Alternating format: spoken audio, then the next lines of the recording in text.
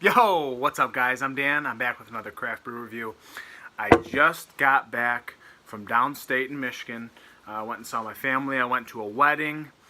And then I did some brew tours also. So before we crack into the expedition style, guys, which I'm really excited about, by the way, I went downstate this past weekend and I went to Griffin Claw in Birmingham, Michigan. Really awesome place. Sweet facilities, guys. I did their whole skateboard tray of samples and did a whole flight. Really impressed with their beers. A lot better on tap, of course. A lot better than the canned stuff I've had. Thanks for joining us, Ollie. We appreciate you back there. He's seeming to make a habit of this. So, I really like Griffin Claw. I did a tour at Ellison in East Lansing.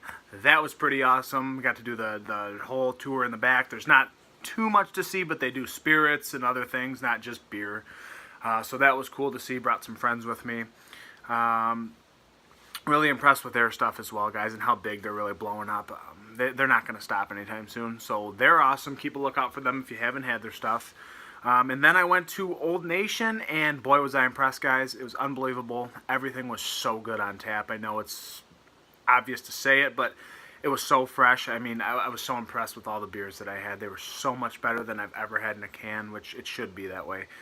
That was awesome. So, and then I went to Rochester Mills Beer Co. So that was pretty cool too, guys. Did a full flight there, and I did like some of their stuff. I'm not 100% on board with everything they have, but that's why we try beers. So today, hey, we got an expedition stout, guys. Bell's Russian Imperial Stout, brewed and bottled in Bell's Brewery, Inc., Comstock, Michigan, west side of the state.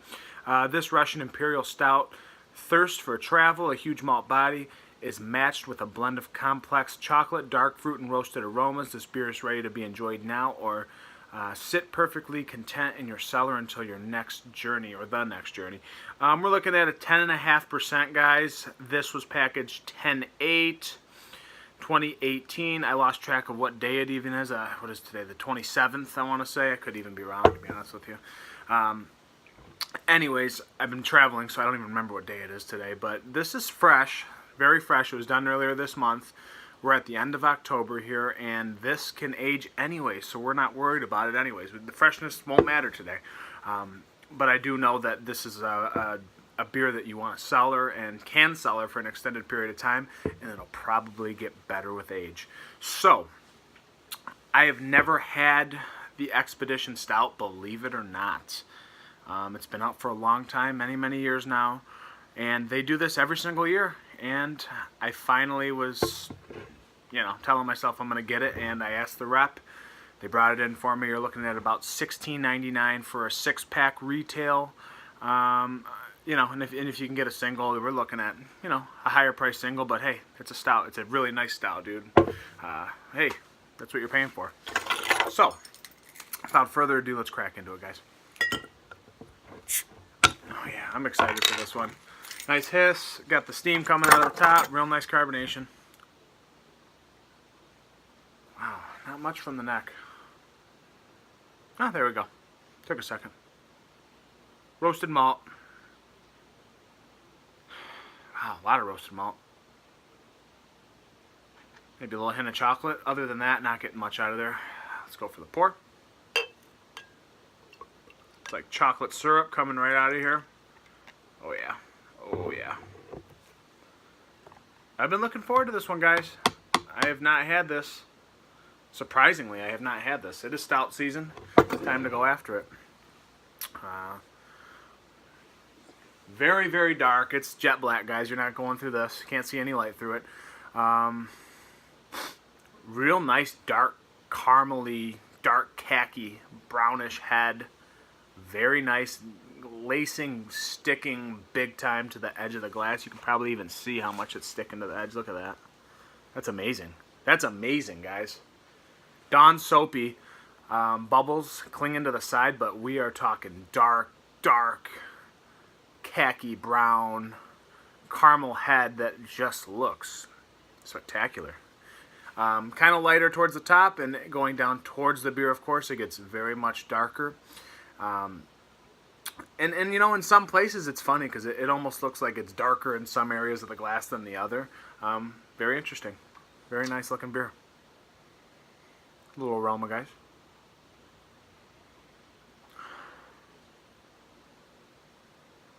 I'm actually getting a little booze too. You know, 10.5%. We're looking at, you know, hey, KBS and all those beers. Those are 11.7, 12.7. They have more booze than this bad boy. So definitely some booze in there. Just a hint.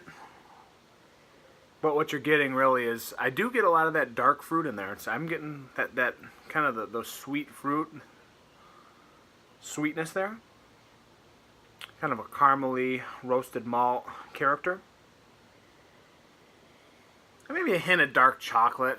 Or I don't even know if I could say it's dark chocolate. Is that what this said? Dark fruit. Blended. It just says complex chocolate. So I don't want to say for sure that it's dark chocolate, but if I had to guess, I'd say yes. But I can't really point my finger or my nose on it, guys. Very nice, subtle sweetness to it, though. It looks like it's going to be a good beer. It smells like it's going to be a good beer. Cheers, guys.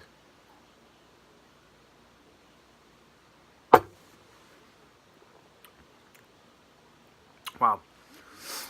Definitely an alcohol burn for 10.5%. The roasted malt is probably the #1 characteristic in this. It's really, really coming through, really sitting on the back of your palate. It's almost like wine with tannins. It's just sticking to the back of my throat, back of my tongue. I'm getting that roasted malt just sitting in the back of my throat, really. And again, it's kind of just like sipping a nice red wine. The complex flavors and tannins come out, and then they stick to the, you know, either the back of your throat or your teeth. I'm not getting that grittiness on my teeth, but it's just in the back of my throat there.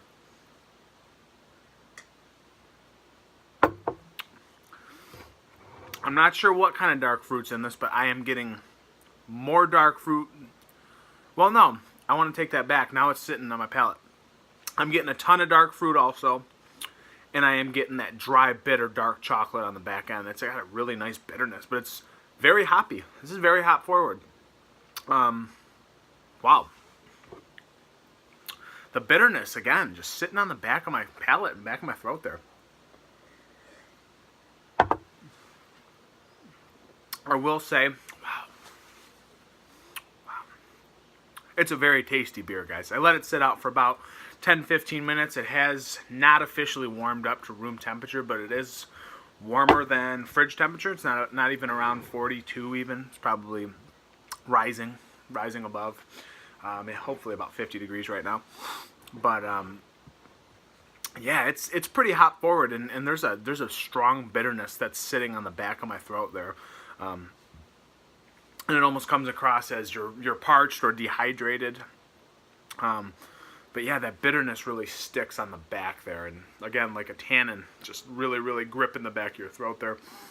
Wow, though, this is a very, very enjoyable beer. It's excellent. Excellent, complex flavoring. Yeah, just very, very creamy. With a crazy bitterness on the back end that actually, for me, puts it in the enjoyable category, because I do not like that sweet, overpowering, knock out your palate punch beer that I can only do 5 ounces of. Could I do a full glass of this? Absolutely.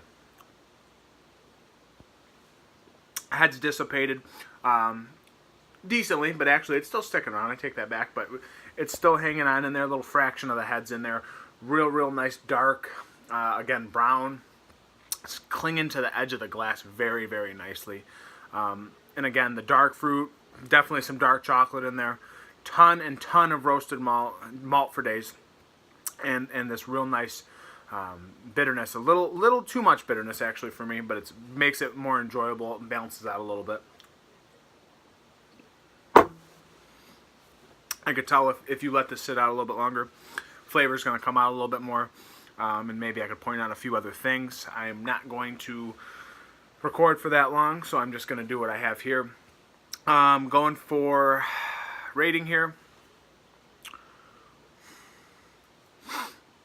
To be specific, I would say 4.22 out of 5, guys. Very, very good. I'd say it's outstanding. They've been doing this a long time. They know what they're doing. And it's a beer that's even, you know, for my palate, I really, really enjoy this thing. Fun fact, I'm going after the bourbon barrel-aged version of this Expedition Stout. Very, very hard to come by. I've asked my reps for it. They said maybe, which I don't like that response, but you know what? We're going to get our hands on it one way or another. I got my buddy who's a brewer. He's getting his hands on a 6-pack. I told him to save me one, and we'll probably drink it together, guys. And if not, I'm going to take one and celebrate myself and taste the other one with him. So I will try to check in with that one on the next one. This was excellent. The only way to boost it up and put it into what could we do better category, let's bourbon barrel age it. That's what we're going to do, guys, and we're going to get that on the next review, hopefully. So, cheers. I appreciate you if you're watching. I'm back from my huge weekend, and I've had plenty of beer, plenty of brew tours, and I'm ready to relax for a bit. This is going to be the only beer of the night, and I'm going to cut beer out for a little while. Comment if you want me to just keep drinking instead, though. So, hey, guys, hopefully we'll see you on the next one. See you later. Cheers.